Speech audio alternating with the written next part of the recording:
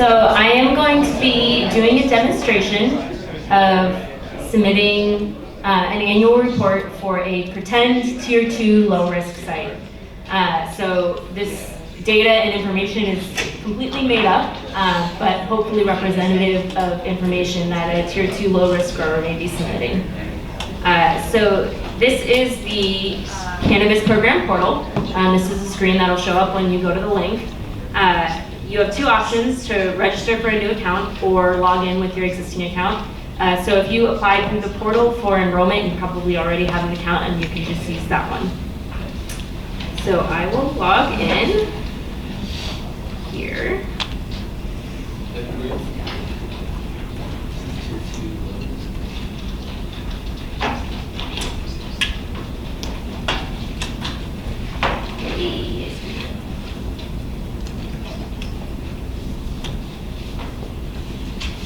Okay, and I'll say that we're doing a Tier 2 low-risk site or application annual reporting survey, but the first section of it is exactly the same as it would be for Tier 1 growers. So that winterization section and the questions about updating your information, those are the same for everybody. It'll just differ once we get to the nitrogen reporting part. So once you log into the portal, you'll see a list of the surveys you've already completed. You can see that we've practiced this a few times. And you'll go to the top and you'll click Create New Survey. I don't know if I'm using my eyesight or... I can definitely make it bigger, at least. Is the screen fuzzy? Oh, yeah. Just focus on this. I think that's a question for Aaron right there. Better one, better Thanks two. for letting us know. Thank you.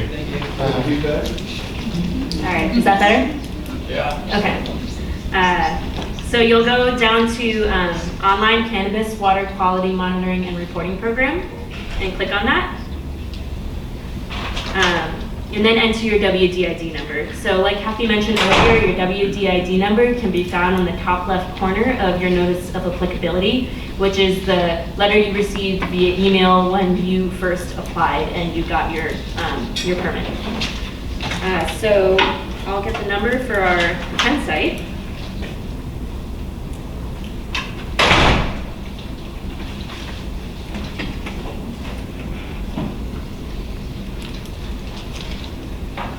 And we'll be reporting for 2019 and select this as the annual monitoring report required by March 1st. And click Save and Continue. The portal is a bit slow. It sometimes takes a minute or two between screens, so it's working. Just give it some time. And while we're waiting for the next screen to load, if you have any questions throughout the demonstration, feel free to shout them out. I know there was one that we received earlier. Somebody was asking if cultivators that are not currently growing, if they still need to submit reports. The answer is yes. If you were issued a notice of applicability in 2019, then you do need to submit a report, but I expect that your reports will be pretty quick and easy. And there is a question on one of the screens that asks if you cultivated in 2019, so you can clearly indicate to us that you haven't, and if you're selecting like NA in response to things, we'll know why. This first screen is a little slower than the rest, so they're not all this bad, because it's basically communicating with our data store and getting your information about your site. Are we able to fill out a paper form of this or only online? It's only online. But those packets that we have on the left-hand table up there, those are paper forms of all of the questions for the different tier and risk levels, so you can review them before you get started if you want.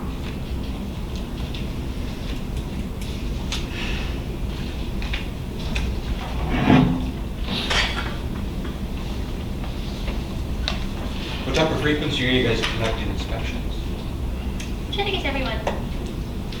Like, We try to do annual inspections. but there are way more sites. I mean, we were only 3 of us, and we have 400 something permittees, so maybe every 2 years is more realistic.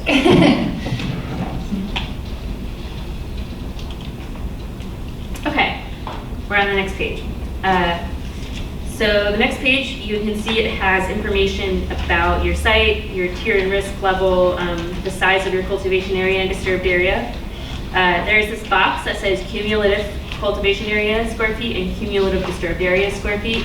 That only applies to you if you have multiple different operations and enrollments on the same property. So if that's the case, then you would enter the total cultivation area and total disturbed area for all of the operations on your parcel. If you're the only one on your property, then you can just skip that box. Melissa?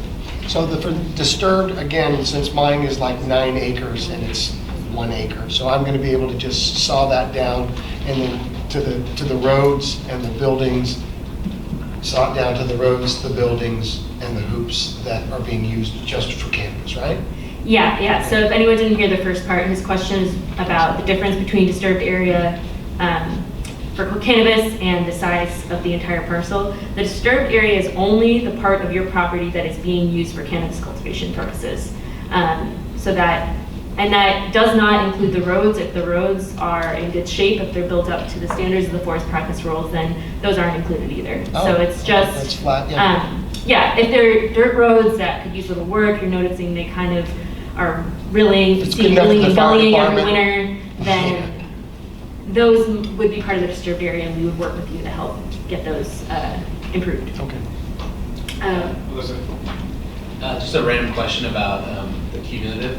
Does each state license need an NOA, or is it just for the property that needs one NOA? Like if you have a medium tier license and small tier licenses daisy chained together, would that be the cumulative? So our permitting process is kind of separate from the state licenses. So you could have, basically we need to issue at least one NOA per property generally. But if you have multiple operations on the same property, you can enroll them together under one permit. It's kind of a separate question than annual reporting. But the short answer is they're separate from the licensing for the state. So moving on with this, you'll see information about just the terminology that's used for risk levels and tier levels, more information about the reporting, so just review it and click Save and Continue. There's a couple of these kind of informational screens in the beginning, so we'll try to go through them quickly, but do read them when you're doing your report.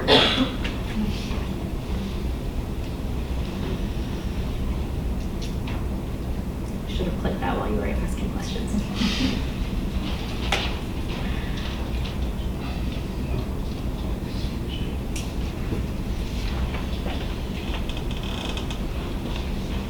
How many inspections have you conducted so far? Oh, I don't know that number off the top of my head. Out of the 400, 10%, 2%? I honestly can't tell you. I started about 1.5 years ago, but Leah and our previous coworker James have been working for longer than that and doing inspections before I started. So, yeah, a good number of them. What was the question? How many How many out of the total 400 sites have you visited? We could easily pull that number, but probably, Lost maps.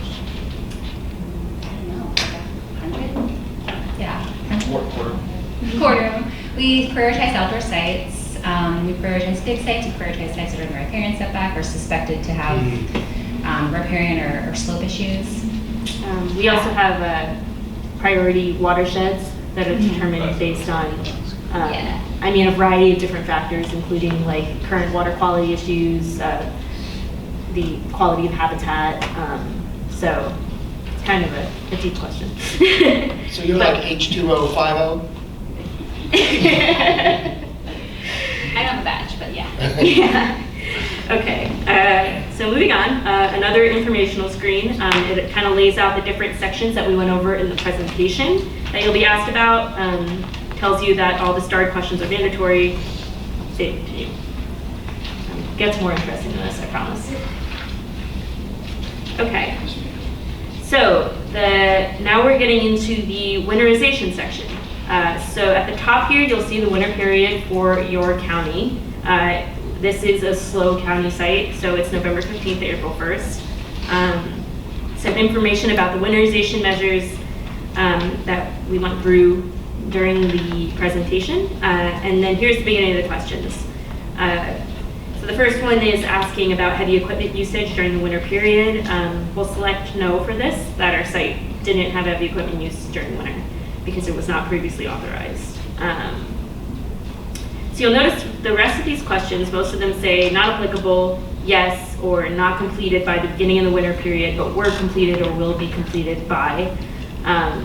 So not applicable, you should only select that if that question really doesn't apply to your site. So if it's a question about applying linear sediment controls on slopes and your site is completely flat, that really doesn't apply to you and you can select NA. But if you don't quite understand the question or you're not sure if it applies to you, call us or email us and ask. Rather than just selecting NA and moving on. Because if we get a survey submitted to us that just has a bunch of NAs, that's kind of a red flag, and we're like, I'm not sure if they really considered the question before submitting it or if they were just doing it to get it over with. So chances are most of the questions apply to you. You should be selecting yes or no. So let's say on this site, we didn't close all the temporary access roads before November 15th. But we closed them by December 1st. We would select not completed by the beginning of the winter period, and then if you click on this, you can select the date that it was completed by. So I'm going the wrong way. We'll go back to December 1st of 2019, and that question's complete. So I'll kind of go through the rest of these quickly, just so we're not spending too much time here. But all of the questions have similar answers, and like I said, before, they're all referring to requirements in attachment A of the order.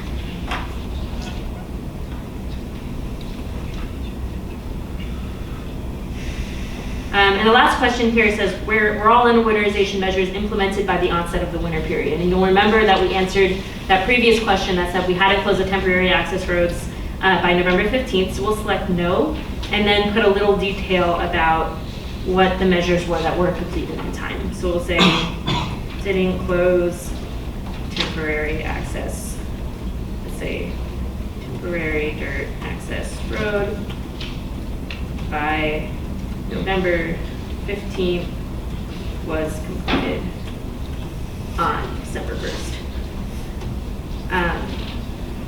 And if you have a situation that's a little more complicated than this, please provide as much detail as you can in these boxes.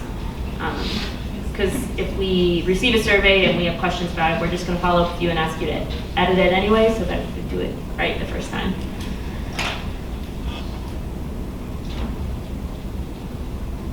And now we're waiting. Yeah? While we wait, that's perfect. If you plan on operating during the winter months, do you just like temporarily close roads and use them during hours of operation, or do you not use your access roads? It's kind of a gray area. Would you just write that in the box? So that question is only referring to roads that aren't designed to be used during winter. So if your roads are all they're all constructed and to be able to be used during winter without any erosion issues, then you don't have to answer that question. Sweet. What about fire lanes on the property? Is that considered an access road? An access road is basically any road that you would drive on or use to get to your cannabis site or to get around your cannabis site. If they're for other purposes, it's not included. Okay, so the next section is the section where you can update your tier and risk and size information. It'll ask you whether your cultivation was indoor or outdoor and ask you about where your waste was disposed of. So this site is an outdoor site, so we'll select that.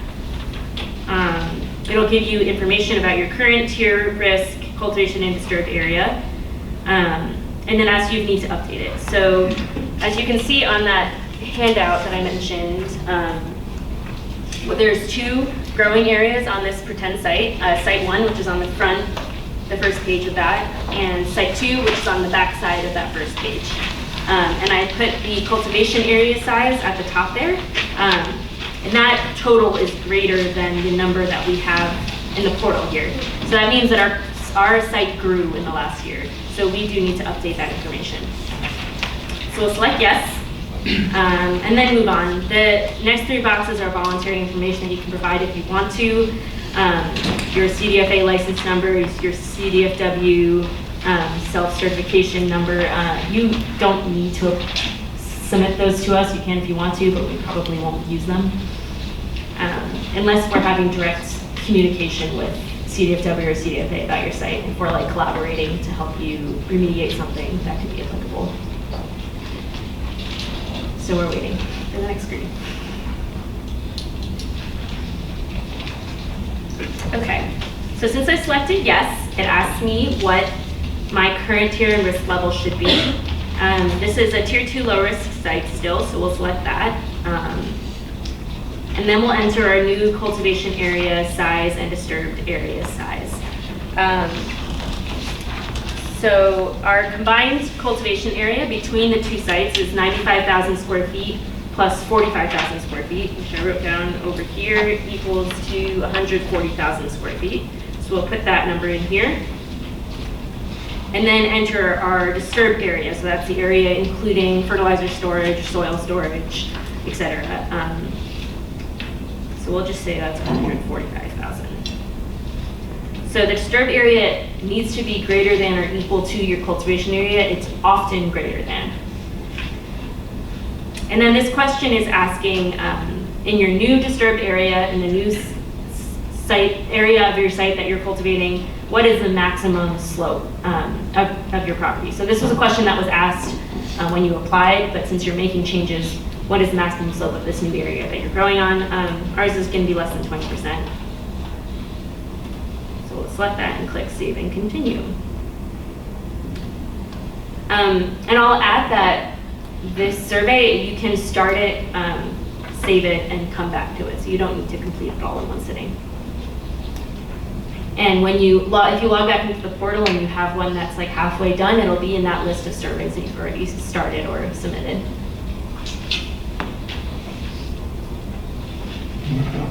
Okay, this is the question about changes in third-party status, so that's changes in consultants. And I had a question earlier from Devin with the Resource Conservation District. They're a nonprofit. They would still be considered a third party if you're working on them to submit your report, or if you're working with another like nonprofit or group that's helping you with your reporting.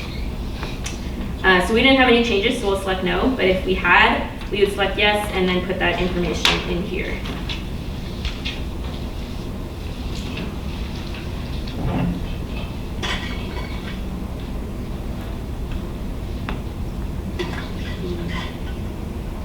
And if you do change consultants like mid-year, I would encourage you to let us know right away because the third party that's on your application when you apply, it's telling us who we're allowed to communicate with about your site. So if you put a consultant on there, we'll reach out to them and talk to them about your site management plan or your reporting. If you don't update that and you switch consultants, we're still going to think we should be talking to the old one. So just let us know as soon as that happens. So this section is a section on nitrogen application. So if you were a tier 1 low risk grower, you wouldn't fill this out. That's the stuff we went through already is all of the reporting that you would do and you would get a submission screen. So this section is only for sites where the cultivation area is greater than an acre. So this first page has a lot of pretty detailed information. Please read it. If there's any section of this annual report that you read the information on the screen, it's this one because it will really help you with submitting your data correctly on the following screens. So it has some information about how nitrogen is reported, why we ask for it. It has the different categories of nitrogen containing materials and the formulas that we use to calculate the pounds of nitrogen applied. They're pretty basic. And then information about nitrogen in irrigation water and the formulas that are used by the form to calculate that. And we'll click Save and Continue. So I'd even encourage you to kind of copy that information into a separate document when you're doing this. So when you're working on entering all your stuff and you need to go back and refer to that information, you can have it next to you. Yeah? Yeah, I just had a quick question about the difference between bulk pounds versus dry pounds of nitrogen applied. So bulk materials are materials like soil or compost, growing medium basically, or like bulk materials that are mixed into your growing medium. And dry fertilizers are more like the more concentrated variety, like pelletized chemical fertilizers or bone meal, things like that. But the pounds of nitrogen is calculated the same way from both of those. Okay, so compost would be considered a bulk? Yeah, would be considered a bulk material. And on the list of labs that Alyssa had for handouts, you can get your compost tested to see what the nitrogen content is in that. Okay, so the next screen has step-by-step instructions about how to submit information into the form. The first step is going to be dividing your growing area into like different cultivation areas. That's the term we use here, and I know that's confusing because we also use the term cultivation area on other pages. But for this purpose, we say, look at your site and divide it into sections where the nitrogen application is the same. So for example, if you have a nursery and then you have a flowering area, you probably are applying nitrogen at different rates in those two areas. So those would be two separate cultivation areas for this purpose. And we'll have you report the pounds of nitrogen applied in those two areas in two different tables. And the reason that's important is remember that nitrogen application limit, that 319 pounds per acre. We want to be able to correctly assess what your nitrogen application rate is so we can compare it to that limit. So your nitrogen application rate for your nurserying area is going to be different than your nitrogen application rate for your flowering area in this example. But you could also have multiple flowering areas that have different nitrogen application rates. So whichever ones you manage separately should be reported in separate tables. And that's kind of laid out in these instructions here.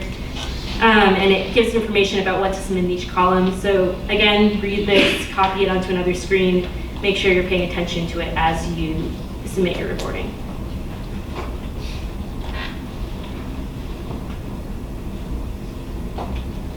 Okay, so this is the first page of the that you can submit your nitrogen data on. I'm just going to take a drink of water. Because I'm talking a lot. So at the top here, it says, you may use this nitrogen calculation tool to assist when filling out the table below. So if you click on that link that's there, it pulls up another web page, eventually. And the web page will have calculators where you can input the pounds of material applied and the nitrogen percentage of that material, and then it'll give you the pounds of nitrogen applied. So you can see here it's broken down into the three categories of materials. This doesn't include irrigation water. So bulk materials, dry, liquid. So you would put in the percent nitrogen in the first box, the pounds applied in the second box, and it'll tell you what the pounds of nitrogen applied is based on those numbers. So can you zoom in a little bit? yeah, definitely. Oh, I guess this screen didn't zoom in like the other one.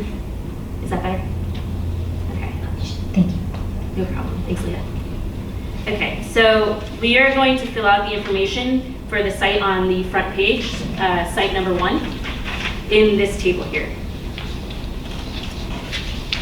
So it gives you can name your cultivation area that you're reporting on here. We'll just leave it as the default name, site number 1. We'll enter the cultivation area in square feet, and that is 95,000 square feet, and the canopy area in acres. So pay attention to that. The cultivation area is reported in square feet, canopy area is reported in acres. I know that's a little confusing. Unfortunately, that's something that we just couldn't change because that's the way it's written in the order. So over here I pulled up, just Google real quick, convert square feet to acres. Our canopy area is 94,000 square feet, and that is the same as 2.16 acres. So we'll put that in here. And the difference between canopy area and cultivation area is something I should probably mention. Cultivation area is the perimeter of the area where you're growing. So if you're growing in pots, it's the perimeter of the area that your pots are lined up. Canopy area is only the area of land that's covered by the canopy of the plant. So that is going to generally be smaller than your cultivation area. Cultivation area would include space between plants or walkways. So that's why there's two places to enter that information here. So we entered those two numbers. We'll select the plant type. It's flowering for this one. We'll select the number of crops that we grow per year in this area. So that's like how many rotations are grown on the area of land that you're reporting on. In this case, this is an outdoor site where we only grew one crop, so we'll put in one. Excuse me, are we allowed to grow more than outdoor crops? Are we allowed to do more than one? Yeah, Okay. yeah. There is not a limit on the number of rotations.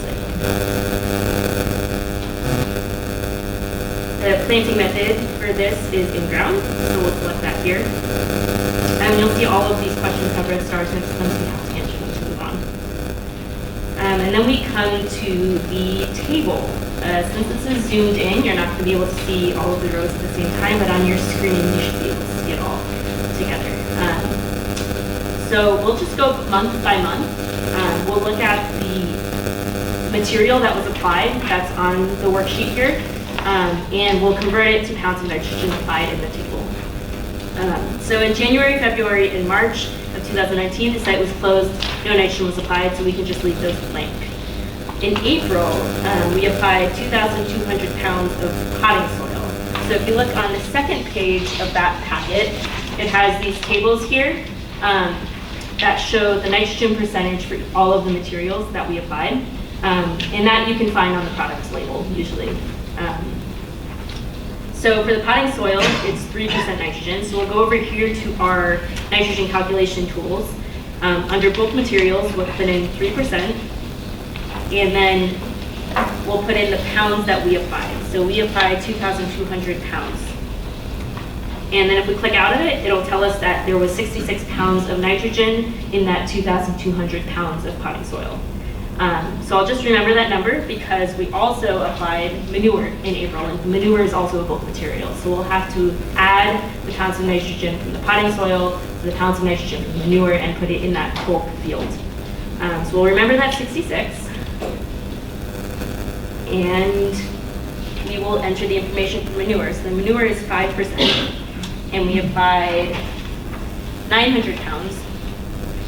These numbers are completely made up, so if you as the cultivator say, these don't make sense at all, I apologize. We did our best just to have something to report here. And that's 45 pounds of nitrogen. So we'll add the 66 to the 45, and that comes to 111, and we'll put that in this bulk field here. And all of these numbers that we're putting in are in the last page. These are kind of cheat sheet tables. This is what the tables should look like when we're done. So I didn't just add 66 plus 45. Wicked fast in my head. I wish I could do that. So we didn't apply any water in April, so we'll leave the irrigation fields blank. We were just preparing the site. And we'll move on to May. In May, we applied 375 pounds of dry fertilizer. So we'll go back here to the calculation tool in the dry fertilizer section. We'll put in the dry fertilizer nitrogen percentage is 5%. We applied 375 pounds. And that's 18.75 pounds of nitrogen. So we'll come back here to the dry column. I'm sorry you can't see it all at once. And put in 18.75. We also applied 900 pounds of manure again and 141,000 gallons of water. So our 900 pounds of manure came out to 45 pounds. We already did that calculation, so we'll put that in bulk here. And then for the water, we'll put the gallons of water over here under volume of irrigation water applied. And that comes to 141,000 gallons. And now in order for the form to calculate how much nitrogen was applied, we also need to put in the concentration of nitrogen in the water. So we got the water tested in May of 2019, as you can see on that second page, and the concentration was 2.5 milligrams per liter nitrate. So the lab results that you receive about your nitrogen concentration could be in a couple different formats, so that's why there's different options for putting the concentration needed here. So ours was in nitrate, milligrams per liter. You could also get the results in nitrate as nitrogen. Just as nitrogen is unlikely, but that's possible, or as total N. So we'll select nitrate there. And you can see over here, it automatically calculates the pounds of nitrogen that were applied through the water. If this wasn't so zoomed in, you'd be able to see it all, the whole number there. But I want you all to be able to see it on the screen. So May is done, we'll move on to June. In June, we applied 375 pounds of dry fertilizer again. Oh, see, I did that wrong. Don't do that. Type in the pounds of nitrogen applied.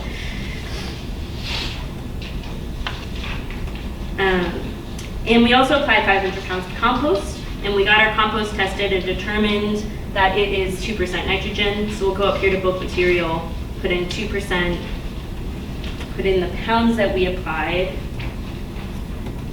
and that comes out to 10 pounds. So we'll put that 10 over here in the bulk column.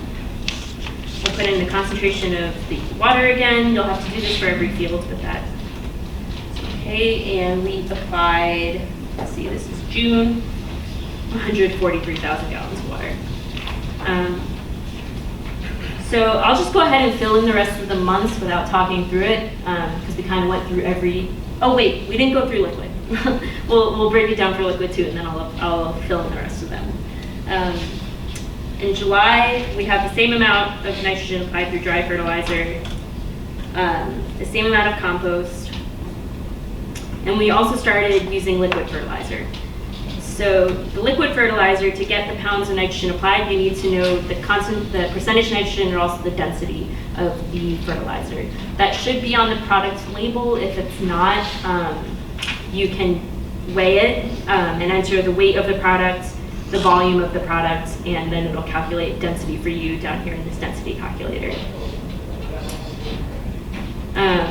So liquid fertilizer, it was 2%.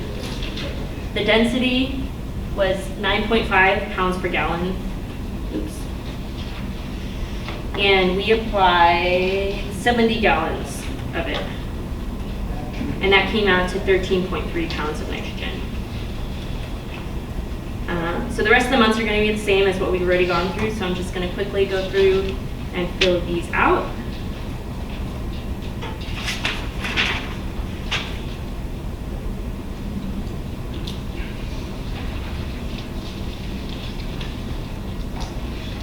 And if you have any questions in the meantime, Leah and Kathy can answer them for you. Feel free. If you have a private well and you don't have a water meter, then what?